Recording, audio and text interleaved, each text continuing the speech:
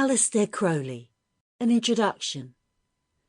Edward Alexander Crowley was born on 12th of October 1875 to wealthy parents in Royal Leamington Spa in Warwickshire. He was educated at Malvern College, Tonbridge School, Eastbourne College, and finally Trinity College, Cambridge, where he focused on his passions of mountaineering and poetry and published several volumes. Life for Crowley was to abandon his parents' Christian faith and instead to inject himself into Western esotericism. In 1898, he joined the esoteric Hermetic Order of the Golden Dawn and was trained in ceremonial magic before studying both Hindu and Buddhist practices in India. On his Egyptian honeymoon in 1904, he claimed contact with an entity, Aiwass, who gave him the sacred book of the law, which served as the basis for the Thelema religion, where he identified himself as its prophet. During the Great War, which he spent in the United States, he claimed to be working for British intelligence, but by the 1920s he had decamped to pursue a libertine lifestyle in Sicily, and in the ensuing scandals was evicted by the Italian government. He divided the following 2 decades between France, Germany and England, and the continuing promotion of Thelema. During his lifetime he gained widespread notoriety for his drug use, his bisexuality and his alarming views on society. In short, polite society frowned on his ways, his thoughts and his influences. But to many others his stance had much of value. Even after death he was a darling for the 60s counterculture, but his influence has since waned. His literary works were both prolific and covered many topics. In the early part of his career he published many poetry books, even plays, before his darker and more forceful works came to dominate his output.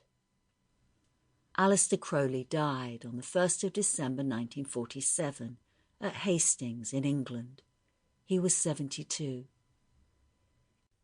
The Testament of Magdalen Blair by Aleister Crowley.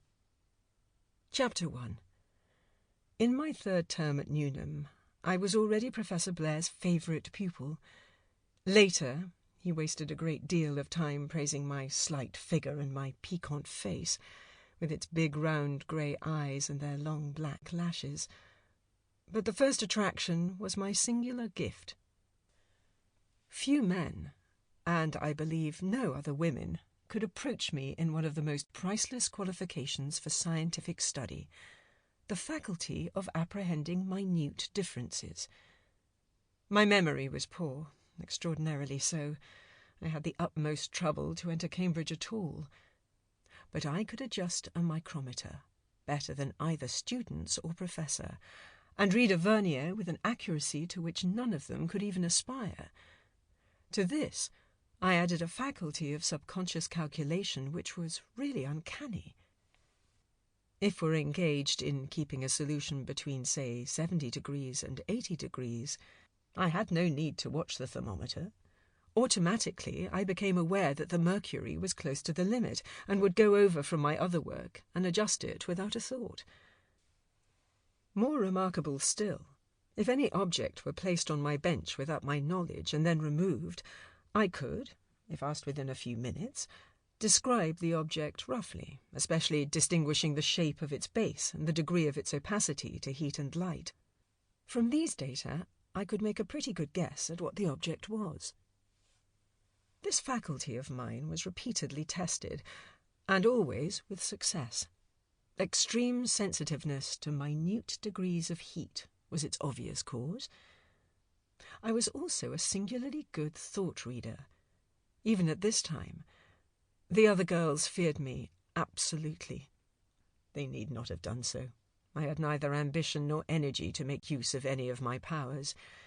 Even now, when I bring to mankind this message of a doom so appalling that at the age of 24 I am a shrivelled, blasted, withered wreck, I am supremely weary, supremely indifferent. I have the heart of a child. Sample complete. Ready to continue?